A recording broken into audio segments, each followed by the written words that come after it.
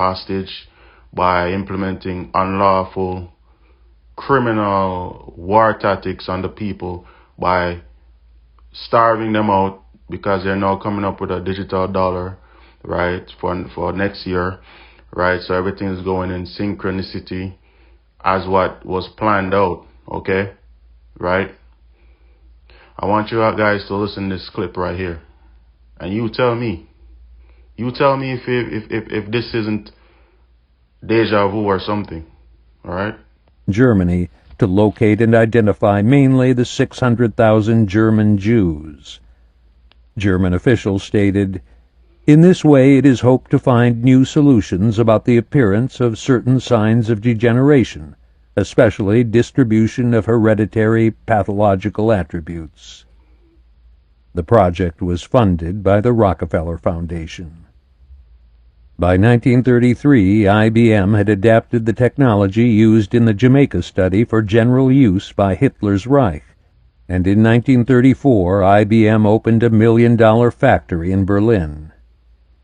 At the factory opening, the manager of the German subsidiary, Willy Heidinger, standing next to a representative of T.J. Watson, the president of IBM, emotionally declared that population statistics were key to eradicating the unhealthy, inferior segments of German society. IBM custom designed the systems that created national identification. Okay, you notice they said the Xamayka study, right? Because they try to implement then, they started that study on the island of Xamayka first, which was they were trying to do the combination of the different bloodlines. Okay, it was a mixing ground, right? That's what they treated it as. It was an experiment, just like now it's an experiment. Let me show you guys something. If you think this is a game, right? If you think this is a game, you think this man here is your friend? You really think this man is your friend? Xamayka, known as Jamaica, you think this man is your friend? You really think this man is your friend? You really think he's serving you? Y'all gonna learn. You see, one thing with my people, they're stubborn.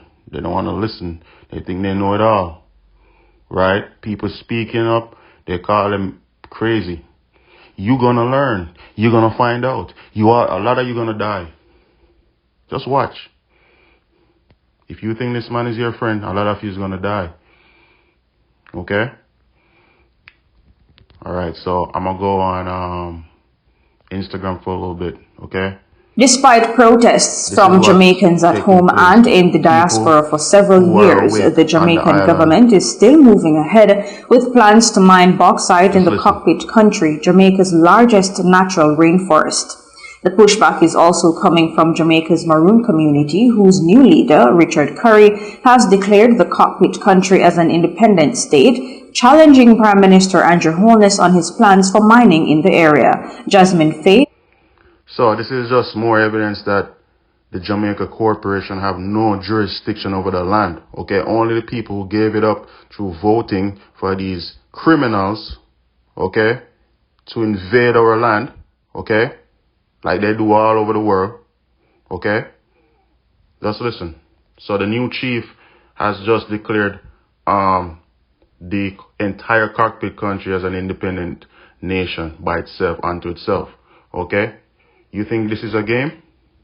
Has the details. Since 2019, whether or not mining should take place in Jamaica's cockpit country has been a contentious debate among residents at home and Jamaicans living in the diaspora. The Andrew Holness administration announced that it was planning to grant Noranda Bauxite Company license to mine in the area. The announcement did not go over well with Jamaicans, who chastised the government for wanting to mine in a protected area, which is also the country's largest remaining rainforest. In responding to the backlash, Holness said he was sensitive to the issue for environmental and historical reasons. The cockpit country was where the Maroons live.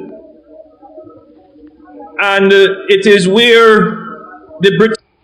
You notice he said where the Maroons live was where, as if it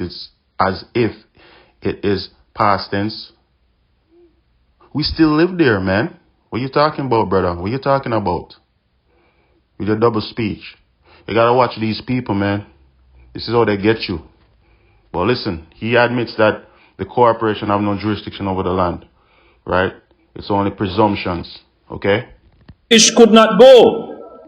It is where the British were defeated in battle.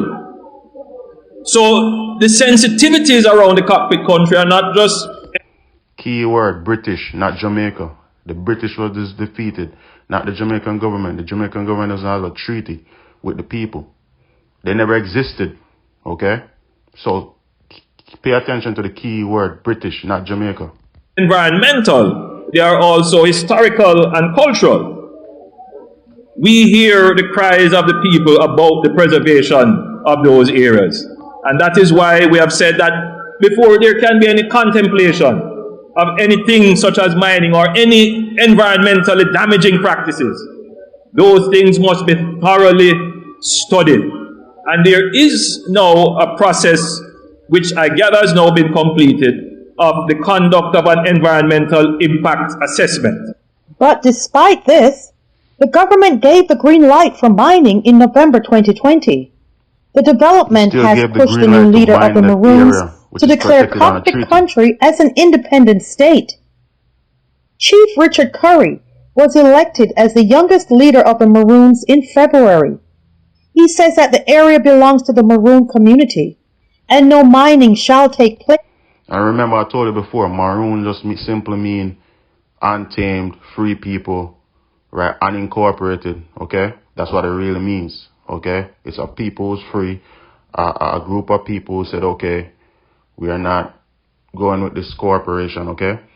But it's still the indigenous people of the land, okay? It's still the indigenous people, okay? The Arawak, the Ahoacan people, what you call the Arawak, you know, ancient Tartarian people, okay? We are the people of the ancients, okay? The Aztecas, who you call Mayans, all this stuff, right? Antediluvian. We have these people. We are of these lineages, okay? In the region. The Maroon culture is richly celebrated, not only in Jamaica, but in the Western Hemisphere. For what we stood for, we were the leaders of liberation, and we still are. We were the catalyst in that movement towards emancipation. Today we face a threat like none other, a threat that could eradicate all that we would have fought for, all that our ancestors had died for. The Maroons are saying, no, there's no mining in the Cockpit Country. This is our land.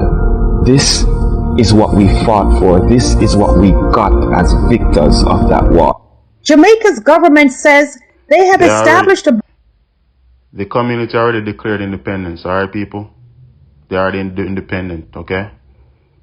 They need no handouts from this foreign invader, okay?